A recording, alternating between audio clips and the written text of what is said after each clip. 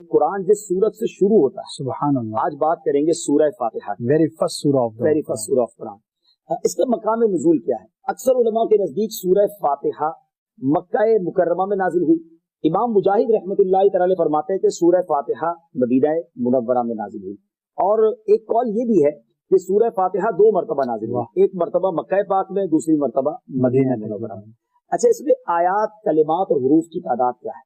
اس سورت میں 1 رکوع ہے، 7 آیتیں ہیں، 27 کلمے ہیں اور 140 حروف ہیں، 140 حروف ہیں۔ سورہ فاتحہ کے اسماء بہت سارے اس کے نام ہیں، اور اس کی وجہ کیا ہے؟ سورہ فاتحہ سے قرآن پاک کی تلاوت کی جاتی ہے، شروع کی جاتی ہے، اسی سورت سے قرآن پاک لکھنے کی ابتدا کی جاتی ہے، اس لیے اسے فاتحۃ الکتاب یعنی کتاب کی ابتدا کرنے والی بھی کہتے ہیں، اوپننگ بک ہو گئی۔ اچھا، اس سورت کی ابتدا الحمدللہ سے ہوئی، اسی مناسبت سے اسے سورہ حمد یعنی وہ سورت جس میں اللہ تعالیٰ کی حمد بیان کی گئی یہ بھی کہتے ہیں۔ سورہ فاتحہ قرآن پاک کی اصل ہے، اس بنا پر اسے ام القرآن اور ام الکتاب بھی کہتے ہیں۔ کیا بات ہے! اور آگے چلتے ہیں، یہ سورت نماز کی ہر رکعت میں پڑھی جاتی ہے، اور یہ سورت 2 مرتبہ نازل ہوئی ہے، اس وجہ سے اسے السبع المثانی یعنی بار بار پڑھی جانے والی یا ایک سے زائد مرتبہ نازل ہونے والی 7 آیتیں کہا جاتا ہے۔ اچھا، دین کے بنیادی امور کا جامع ہونے کی وجہ سے سورہ فاتحہ کو سورہ کنز، سورہ وافیہ، سورۃ الکافیہ بھی کہتے ہیں۔ سبحان اللہ۔ اچھا، شفا کا باعث ہونے کی وجہ سے اس سورت کو سورۃ الشفا اور سورۃ الشافیہ بھی کہتے ہیں۔ اچھا، دعا پر مشتمل ہونے کی وجہ سے سورۃ الدعاء، سورۃ السؤال، سورۃ المناجات بھی سے کتنے نام ہیں سورت کے، اور اتنی مختصر سورت ہے۔ اور ناظرین، ابھی آپ نے اس کے فضائل سننے، یقین کریں آپ فضائل پڑھیں گے نا یا سنیں گے تو آپ کا جی چاہے گا جب مجھے موقع ملے میں نے سورہ فاتحہ پڑھ لی۔ اچھا، عرب لوگوں میں میں نے یہ دیکھا، آپ کو بھی ہوا ہوگا اتفاق کہ وہ بات بات پر مل کے کہتے ہیں فاتحہ پڑھ، تو فاتحہ دعا میں بار بار پڑھنا اور کسی نیت کے ساتھ پڑھنا، سبحان اللہ، یہ بڑا اچھا معمول ہے۔ اب میں 1-2 حدیثیں بھی سنا دیتا ہوں تاکہ مزید سورہ فاتحہ کے فضائل، بلیسنگز پتہ چل جائیں۔ پہلی حدیث ہے بخاری شریف کی، سبحان اللہ۔ حضرت ابو سعید بن معلہ رضی اللہ عنہ فرماتے ہیں، میں نماز پڑھ رہا تھا تو مجھے نبی پاک علیہ الصلوۃ والسلام نے بلایا، لیکن میں نے جواب نہ دیا۔ جب نماز سے فارغ ہو کر پیارے آقا علیہ الصلوۃ والسلام کی خدمت میں حاضر ہوا تو میں نے عرض کی، یا رسول اللہ صلی اللہ علیہ وسلم، میں نماز پڑھ رہا ہوں۔ پیارے آقا علیہ الصلوۃ والسلام نے فرمایا، کیا اللہ تعالیٰ نے یہ نہیں فرمایا استجیبوا للہ وللرسول اذا دعاکم، اللہ اور اس کے رسول کی بارگاہ میں حاضر ہو جاؤ جب وہ تمہیں بلائیں؟ پھر ارشاد فرمایا، کیا میں تمہیں تمہارے مسجد سے نکلنے سے پہلے قرآن کریم کی سب سے عظیم سورت نہ سکھا دوں؟ سب سے عظیم سورت۔ پھر آپ علیہ السلام نے میرا ہاتھ پکڑ لیا، جب ہم نے نکلنے کا ارادہ کیا تو میں نے عرض کی، حضور آپ نے کچھ فرمایا تھا تو کہ میں ضرور تمہیں قرآن مجید کی سب سے عظمت والی سورت سکھاؤں گا، تو نبی پاک نے فرمایا وہ سورت الحمدللہ رب العالمین ہے، یہی 7 مثانی اور قرآن عظیم ہے جو مجھے عطا فرمائی۔ واہ، قرآن کی عظیم ترین سورت میرے آقا علیہ الصلوۃ والسلام نے فرمایا۔ بہرحال اس کے بہت سارے فضائل ہیں، جو لوگ بیمار ہیں، پریشان ہیں، ذرا غور سے سنیے۔ نبی پاک فرماتے ہیں کہ سورہ فاتحہ ہر مرض کے لیے شفا۔ آپ سورہ فاتحہ پڑھ کے کسی مریض پہ دم کر دیں، اپنے اوپر دم کر دیں، مریض خود پڑھ لے، پانی پہ دم کر کے پی لیں تو انشاءاللہ امراض سے اس میں شفا ہے۔ ٹاپکس بہت سارے ہیں اس کے، 1-2 عرض کر دیتا ہوں۔ اس سورت میں اللہ تعالیٰ کی حمد و ثنا کا بیان ہے، اللہ تعالیٰ کے رب ہونے، اس کے رحمان الرحیم ہونے، نیز مخلوق کے مرنے کے بعد دوبارہ زندہ کیے جانے اور قیامت کے دن ان کے اعمال کی جزا ملنے کا ذکر ہے۔ صرف اللہ تعالیٰ کے عبادت کے مستحق ہونے اور اسی کے حقیقی مددگار ہونے کا تذکرہ۔ تو ماشاءاللہ سورہ فاتحہ کی کیا بات ہے۔ میں بھی نیت کروں اور آپ بھی نیت کریں کہ جب جب موقع ملے گا، میرا خیال ہے 2 منٹ لگتے ہیں، بالکل پڑھنے میں آسانی سے پڑھ سکتے ہیں، یاد بھی ہوتی ہے، بچے کو یاد ہوتی ہے، تو کیوں نہ اس کا ورد کرتے رہیں۔ سبحان اللہ۔ مجھے اپنی اور ساری دنیا کے لوگوں کی اصلاح کی کوشش کرنی ہے انشاءاللہ عز و جل۔ حدیث قدسی ہے کہ جب میں اپنے کسی بندے کے بدن یا اس کے مال یا اس کی اولاد کی طرف کوئی سختی بھیجوں، پھر وہ صبر جمیل کے ساتھ اس کا استقبال کرے تو قیامت کے دن مجھے اس سے حیا آئے گی کہ میں اس کے لیے میزان قائم کروں یا اس کا نامہ اعمال کھولوں۔ اللہ فرما رہا ہے مجھے حیا آئے گی کہ اپنے بندے سے اب کیا حساب لوں.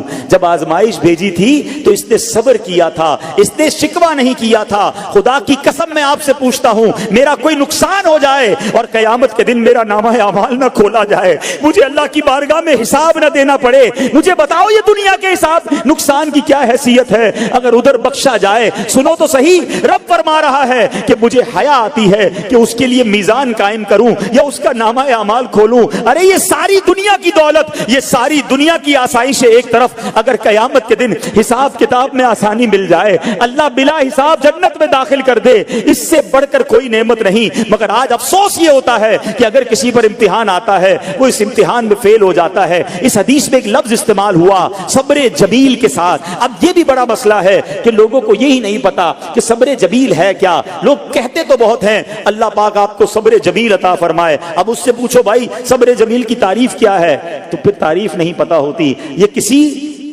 جمیل بھائی کا صبر نہیں ہے کہ جس کو صبر جمیل کہا جاتا ہے. صبر جمیل کی تعریف سمجھو. علماء کہتے ہیں کسی مصیبت زدہ اور غیر مصیبت زدہ کو برابر میں دیکھو مگر دونوں میں کوئی فرق نظر رہا ہے.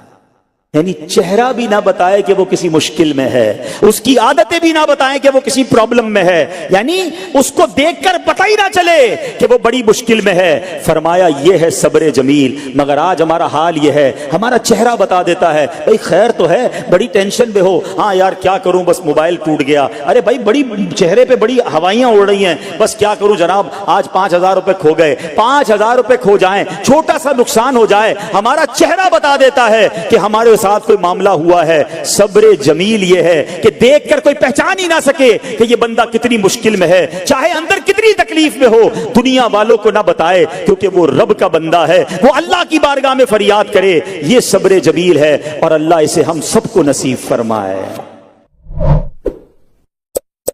ایک بار دیکھ لے ساری زندگی ان کے حسن و جمال کے جلووں میں گم ہو جاتا ہے.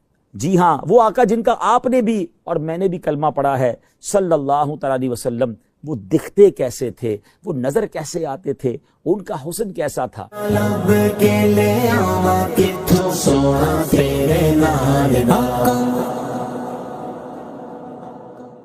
پیارے پیارے اسلامی بھائیوں اور مدنی چینل کے ناظرین, آپ نے آج تک بڑے حسین لوگوں کے تذکرے سنے ہوں گے یا انہیں دیکھا ہوگا. ہو سکتا ہے بڑے دنیا کے حسین مقامات بھی دیکھے ہوں اور ان کا تذکرہ سنا ہو, مگر آج آپ کچھ انوکھا, کچھ نرالا, کچھ بڑا ہی پیارا سننے جا رہے ہیں. امید ہے جیسے جیسے آپ سنتے جائیں گے دل کی مرجھائی کلیاں کھلتی چلی جائیں گی, انشاءاللہ شوق دیدار بڑھتا چلا جائے گا. جیسے جیسے جو سنتے جائیں گے کئیوں کی آنکھیں اشک بار ہوتی چلی جائیں گی. کس کا تذکرہ ہونا ہے, اس حسین کی بات ہونی ہے, اس حسن و جمال کے پیکر کا تذکرہ ہونا ہے کہ ان جیسا پیارا, ان جیسا سونا, ان جیسا حسین رب نے کوئی اور بنایا ہی نہیں ہے. جی ہاں, آج اس ہستی کا تذکرہ ہونا ہے جس جیسا سونا, پیارا اور حسین رب نے بنایا ہی نہیں ہے. وہ حسن و جمال کے پیکر ہیں, وہ شمس الضحیٰ ہیں, وہ بدر الدجا ہیں, وہ ایسے آقا ہیں جن کو کوئی ایک بار دیکھ لے ساری زندگی ان کے حسن و جمال کے جلووں میں گم ہو جاتا ہے. آج نبی پاک صاحب لولاک صلی اللہ تعالی علیہ وسلم کا تذکرہ خیر ہونا ہے. نہ کوئی آپ جیسا تھا, نہ کوئی آپ جیسا ہے. اے میرے پیارے اسلامی بھائیوں, آج کس کی زبانی یہ تذکرہ ہوگا, کس نے دیکھا اور کہ دیکھ کر دیوانہ ہو گیا. میرے آقا علیہ الصلوۃ والسلام کا حسن وہ ہے کہ جب سیدنا حسان بن ثابت رضی اللہ تعالیٰ عنہ نے دیکھا تو بے ساختہ پکار اٹھے, وَأَحْسَنُ مِنْكَ لَمْ تَرَ قَطُّ عَيْنِي وَأَجْمَلُ مِنْكَ لَمْ تَلِدِ النِّسَاءُ خُلِقْتَ مُبَرَّأً مِنْ كُلِّ عَيْبٍ كَأَنَّكَ قَدْ خُلِقْتَ كَمَا تَشَاءُ. نبی پاک علیہ الصلوۃ والسلام کی ذات وہ ہے جب ان کے حسن و جمال میں گم ہو کر مولانا جامی رحمۃ اللہ تعالی نے قلم اٹھایا تو کمال کیا. اور آپ لکھتے ہیں, ہر کس کے لبے لالے ترا دیدہ بدل گفت, حقا کے چے خوشکندہ عقیق یمنی را. وہ آقا ہیں کہ جب امام عشق و محبت اعلیٰ حضرت فاضل بریلوی رحمۃ اللہ تعالی علیہ نے آپ کے چہرہ انور کے تصور میں گم ہوئے تو کیا لکھتے ہیں, خامہ قدرت کا حسن دستکاری واہ واہ, کیا ہی تصویر اپنے پیارے کی سنواری واہ واہ. کہیں لکھتے ہیں, کاف گے سوہا دہن یا ابرو آنکھیں عین صاد, کاف ہا یا عین صاد, ان کا ہے چہرہ نور کا.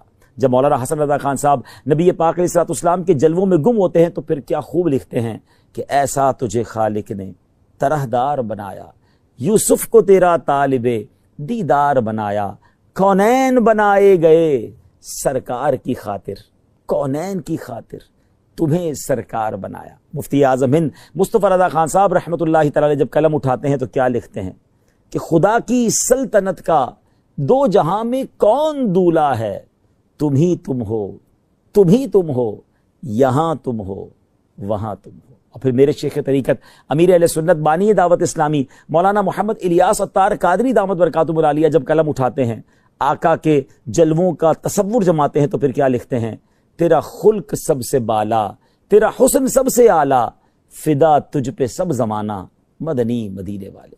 پیارے اسلامی بھائیوں، آج اس ہستی کا تذکرہ کرنا ہے جس کا سارا عالم پروانہ ہے۔ جبھی تو مفتی اعظم لکھتے ہیں نا، تو شم رسالت ہے عالم تیرا پروانہ، تو ماہ نبوت ہے اے جلوائے جانانا، اے جلوائے جانانا، اے جلوائے جانانا۔ آئیے اس جلوائے جانانا کا تذکرہ سنتے ہیں، اور کس کی زبانی؟ جی ہاں، اس ہستی کی کہ جس نے ایک بار دیدار کیا، پھر جن الفاظ کے ساتھ تعارف پیش کیا۔ آج بھی سیرت کی کتابوں میں گویا سنہرے حروف میں وہ الفاظ لکھے جاتے ہیں، پڑھے جاتے ہیں۔ اگر آج واقعی آپ جاننا چاہتے ہیں کہ وہ آقا، جی ہاں وہ آقا جن کا آپ نے بھی اور میں نے بھی کلمہ پڑھا ہے صلی اللہ تعالی علیہ وسلم، وہ دکھتے کیسے تھے، وہ نظر کیسے آتے تھے، ان کا حسن کیسا تھا، تو آئیے اب تیار ہو جائیے، تصور میں گم ہو جائیے۔ پیکر حسن و جمال رسول بے مثال بی بی آمنہ کے لال صلی اللہ علیہ وسلم کا رخ زیبا کیسا تھا، سنتے ہیں سیدتنا ام معبد رضی اللہ تعالی عنہا کی زبان میں۔ ہجرت کا سفر ہے، نبی پاک علیہ الصلوۃ والسلام سیدنا ابو بکر صدیق رضی اللہ تعالیٰ عنہ کے ساتھ سفر پر رواں دواں ہیں۔ راستے میں وادی قدید کا مقام آتا ہے، ایک ضعیف خاتون ہے جو اپنے خیموں میں بیٹھا کرتی ہیں، آنے جانے والے مسافروں کو کچھ کھانے پینے کا سامان فروخت کیا کرتی ہیں۔ پیارے آقا علیہ الصلوۃ والسلام بھی اس خیمے پر پہنچتے ہیں، کچھ رقم دے کر کچھ کھانے پینے کا سامان خریدنا چاہتے ہیں۔ ان کے پاس کچھ نہ تھا، معذرت کر لی۔ نبی پاک علیہ الصلوۃ والسلام نے ان کے خیمے میں ایک بکری دیکھی جو بڑی لاغر تھی، اس کے تھن بھی سوکھے ہوئے تھے۔ میرے آقا علیہ الصلوۃ والسلام نے اجازت طلب کی کہ اگر آپ اجازت دیں تو اس بکری سے ہم کچھ دودھ نکال لیں۔ ام معبد یہ جانتے ہوئے کہ اس بکری نے دودھ نہیں دینا، پھر بھی اجازت دے دی۔ پیارے آقا علیہ الصلوۃ والسلام نے اپنے مبارک ہاتھ ان تھنوں پر لگائے۔ ہاتھ کس کے تھے؟ وہ تھن دودھ سے بھر گئے، اتنا دودھ نکلا کہ سب نے خوب دودھ پیا، بلکہ سارے برتن بھی دودھ سے بھر گئے۔ ام معبد رضی اللہ تعالیٰ عنہ یہ معجزہ دیکھ کر بڑی حیران ہوئی۔ میرے آقا علیہ الصلوۃ والسلام تو اپنا دیدار کروا کے چلے گئے، مگر ان کے سبحان اللہ گھر والوں کو دیوانہ بنا گئے، اس گھرانے کو اپنا دیوانہ بنا گئے۔ ابھی وہ ایمان نہیں لائے تھے۔ ابو معبد رضی اللہ تعالیٰ جب واپس آئے اور ام معبد کے جو شوہر ہیں گھر میں جب دودھ سے بھرے ہوئے برتن دیکھے تو پوچھتے ہیں کہ کون آیا تھا، یہ کیا معاملہ ہے؟ تو آپ فرماتی ہیں ایک مبارک آیا تھا۔ نبی پاک کا نام بھی ابھی انہیں نہیں پتا تھا، نام بھی نہیں پوچھا تھا، تو نام کہا، ایک مبارک ہستی تھی، ایک مبارک شخصیت تھے۔ کہا یہ تو بتاؤ وہ دکھتے کیسے تھے، ذرا بتاؤ تو صحیح وہ کیسے تھے؟